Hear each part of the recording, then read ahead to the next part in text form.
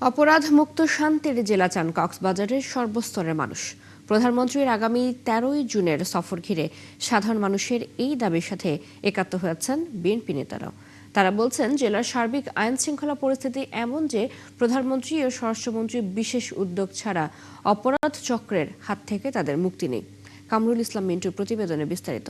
কক্সবাজারে এই অবিচ্ছিন্ন সমুদ্র সৈকত বিশ্বজুড়ে নন্দিত। এখানে সমুদ্রের উর্মিমালা, প্রকৃতির স্নিগ্ধ পরিবেশ, মন ভোলানো, প্রাণ জোড়ানো। কিন্তু এই নান্দনিকতার ভেতর থেকে কখনো কখনো উকি দিচ্ছে অসভ্যতা, অপরাধ এবং মানুষের রক্তের গন্ধ।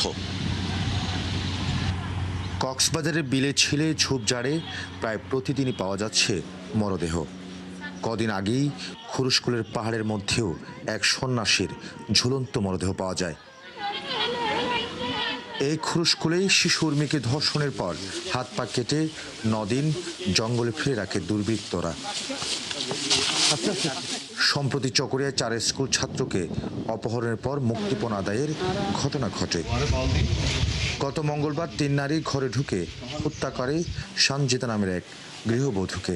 এই সপ্তাহের সোমবার চকরিয়ার মাতামুহুরীতে ডাকাতির পর মা ও তার কন্যা সন্তানকে দলবদ্ধ ধর্ষণের ঘটনা ঘটে। জেলেদের ধরে নিয়ে যাচ্ছে মিয়ানমারের বিদ্রোহী গোষ্ঠী আরাকান আর্মি। মালয়েশিয়ার নামে মানব পাচারকারীরা চালাচ্ছে মুক্তিপণ বাণিজ্য। উখিয়া ও টেকনাফে দিন দুপুরে অস্ত্রের মুখে এক পক্ষের মাদক অন্য পক্ষ ছিনিয়ে নিচ্ছে। কোন জায়গা থেকে কোন অপহরণকারীর এখানে এসে আশ্রয় নিচ্ছে, কিভাবে আশ্রয় নিচ্ছে, আমাদের কোনো ডাটাবেস নেই। রোহিঙ্গারা কোথায় বের হয়ে যাচ্ছে কোনো ডাটা জ্ঞান, এন্ট্রি আউটগোয়িং ইনকামিং কোনো বক্তব্য নেই। কাটাতার কতগুলো একদিন লাগাইছিল, সেগুলো সব আলগা, কোনায় কোনায় সব অরক্ষিত। সন্ধ্যা হলে একটা অরাজক পরিস্থিতি তৈরি হয়। জেলার সর্বস্তরের মানুষের সঙ্গে কণ্ঠ মিলিয়ে বিএনপির বিভিন্ন অঙ্গ সংগঠনের নেতারা জানান, রোহিঙ্গা ক্যাম্পের অস্থিরতা দূর করে কক্সবাজারকে একটি নিরাপদ ও পর্যটক বান্ধব জেলা হিসেবে গড়ে তোলার স্বপ্ন তাদেরও। দেশের লবণ চাষিরা ন্যায্য মূল্য থেকে বঞ্চিত হচ্ছে। সেই লবণ যাতে ন্যায্য মূল্য নিশ্চিত হয়, এই ব্যাপারেও মাননীয় প্রধানমন্ত্রী একটি কার্যকর পদক্ষেপ গ্রহণ করবেন। আগামী 13ই জুন কক্সবাজার সফরে কিছু প্রকল্পের উদ্বোধন ও ভিত্তিপ্রস্তর স্থাপন করবেন প্রধানমন্ত্রী। ভাষণ দেবেন চকরিয়ার জনসভায়। তিনি 20 লক্ষ গাছের চারা রোপণ করার জন্য এখান থেকেই আরম্ভ করবেন। একসাথে সমস্ত ফরেস্ট ডিপার্টমেন্টের বিভিন্ন বিট অফিস পর্যন্ত এগুলি সারা দেশের মধ্যে একটা বিপ্লবের মতো অবস্থা হবে।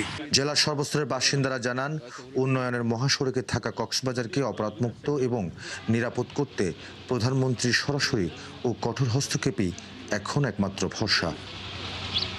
কামরুল ইসলাম মিন্টু, 71, কক্সবাজার।